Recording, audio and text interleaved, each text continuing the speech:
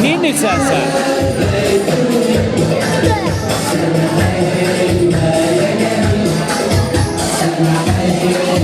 Hadi. Bacın yanaklarını sıkırsan sen. Bacın yanaklarını sıkırsan sen. Ha?